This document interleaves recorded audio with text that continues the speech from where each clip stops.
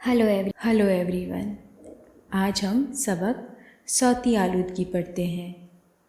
तो आए इस सबक की शुरुआत करें।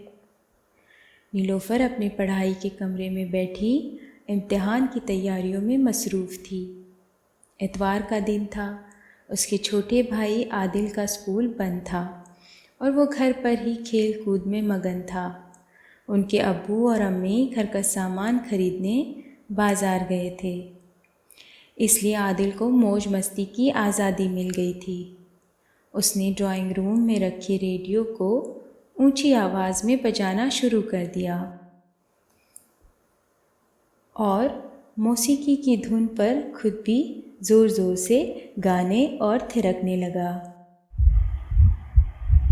नीलोफ़र का ध्यान पढ़ाई से बार बार भटक रहा था।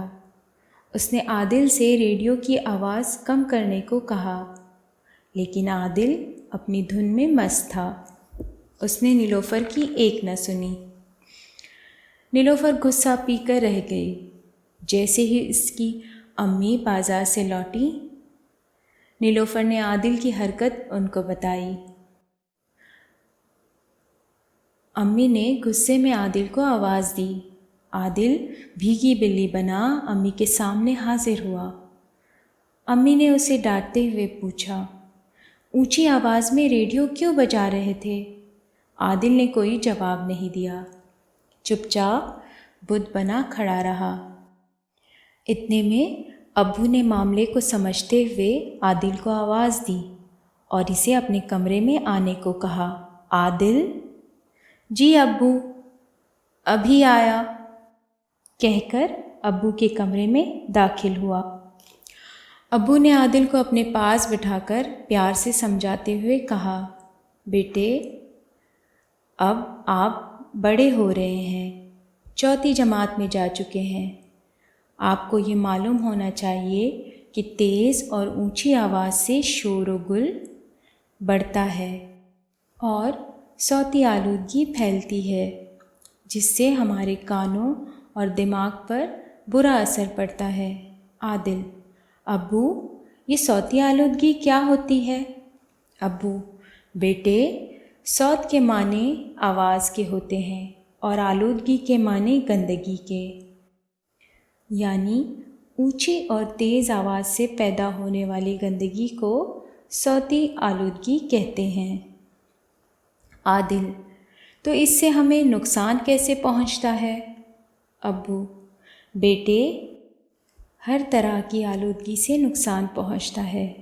जैसे फ़िज़ाई आलूदगी से हवा गंदी हो जाती है और जब हम गंदी हवा में सांस लेते हैं तो कई तरह की बीमारियों के शिकार हो जाते हैं। हमारी आँखों, फेफड़ों और जिल्द पर फ़िज़ाई आलूदगी का बहुत बुरा असर पड़ता है। इसी तरह पानी की आलूदगी से भी हमें कई तरह के नुकसान होते हैं।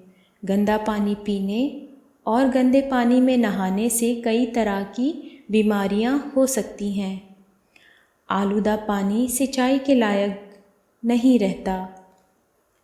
आदिल, लेकिन अब्बू, ये आलूदगी फैलती कैसे है?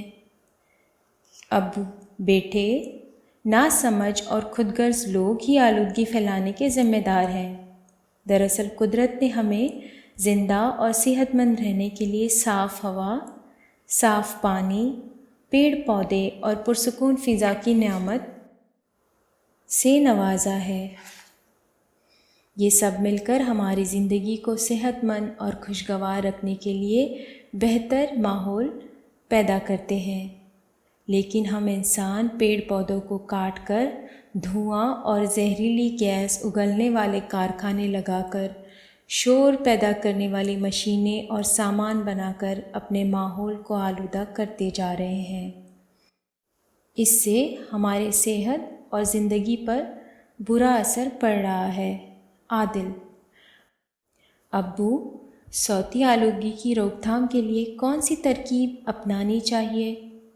अब्बू, बेटे, हमें आवाज़ की आलूदगी की रोकथाम के लिए अपने आसपास का शोर कम करने की कोशिश करनी चाहिए। मसलन تیز آواز سے ریڈیو، ٹی وی اور ٹیپ ریکارڈ وغیرہ نہیں بجانا چاہیے۔ غیر ضروری طور پر گاڑیوں کے ہارن نہیں بجانا چاہیے۔ عادل: ابو، میں اب کان پکڑتا ہوں، کبھی تیز آواز سے ریڈیو، ٹی وی اور ٹیپ ریکارڈ نہیں بجاؤں گا۔ میں دوسروں کو بھی آلودگی سے پہنچنے والے نقصان کے بارے میں بتاؤں گا۔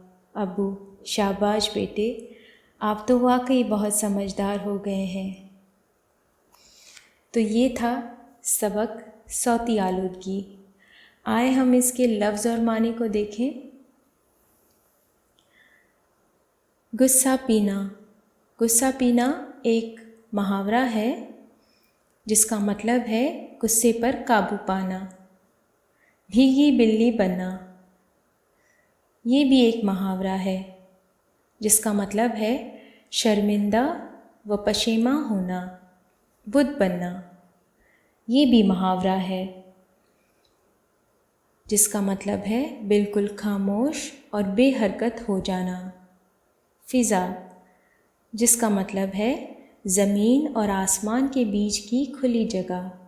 نعمت،